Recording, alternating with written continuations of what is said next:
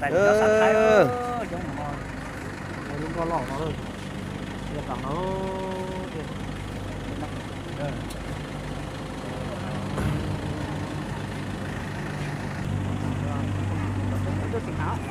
nếu mà gì vậy tu ra, lúc đó sẽ đọc các tu đó là.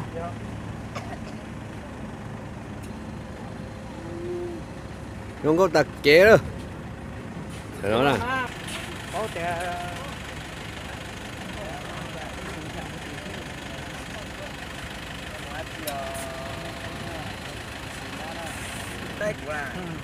Chót bé nha.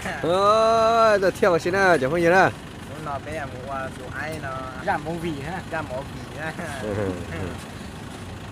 Ngon Anh chua đó. Đó. Hay chua mấy chỗ. hay của thế mà. Cái chua, trời nó. Sản dụng muốn đây nè.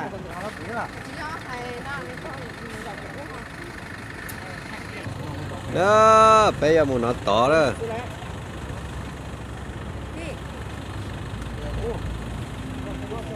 Cho nó cho ngay đuôi sản đó.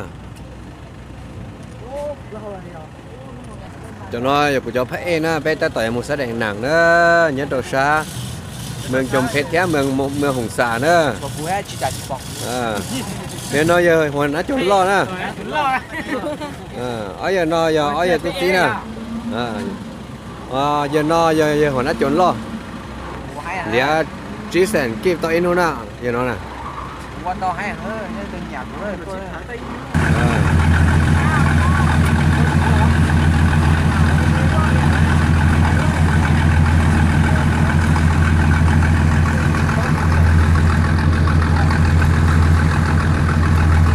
Không câu cần câu nữa chẳng có gì nữa.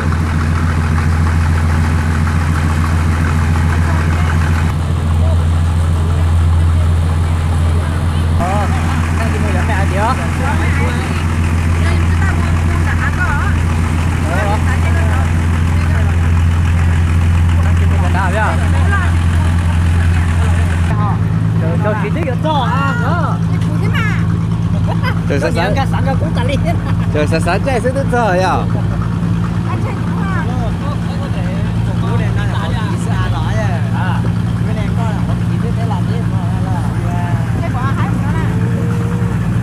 Trời sáng sáng chạy sẽ tới giờ rồi.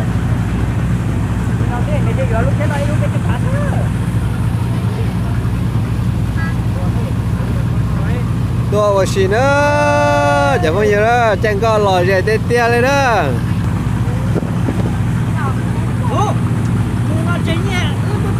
À.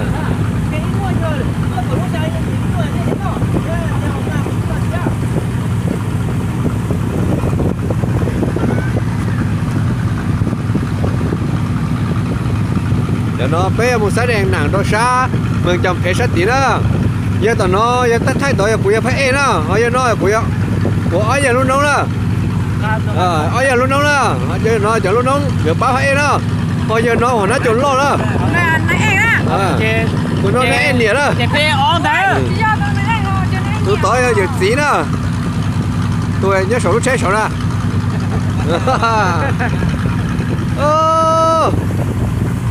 Bé chanh con tao mua xí đó.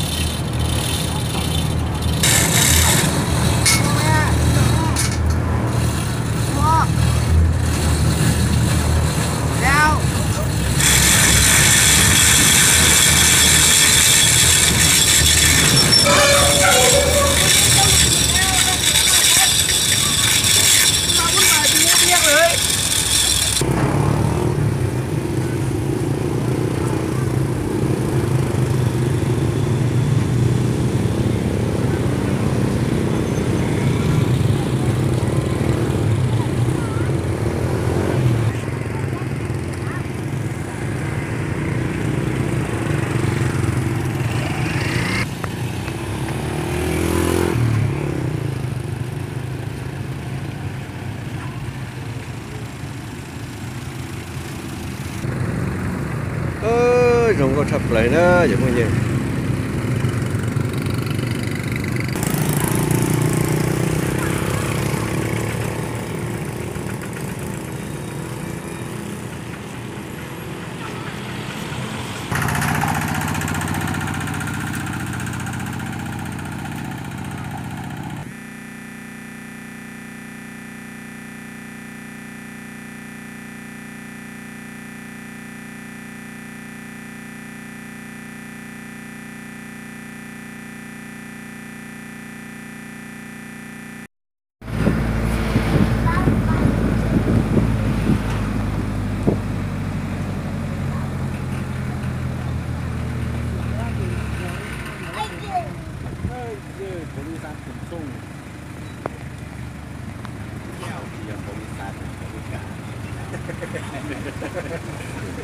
chính ra là phân tích tuyệt vời.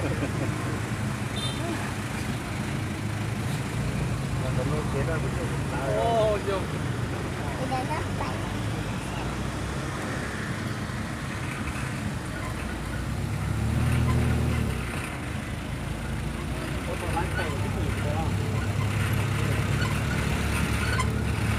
em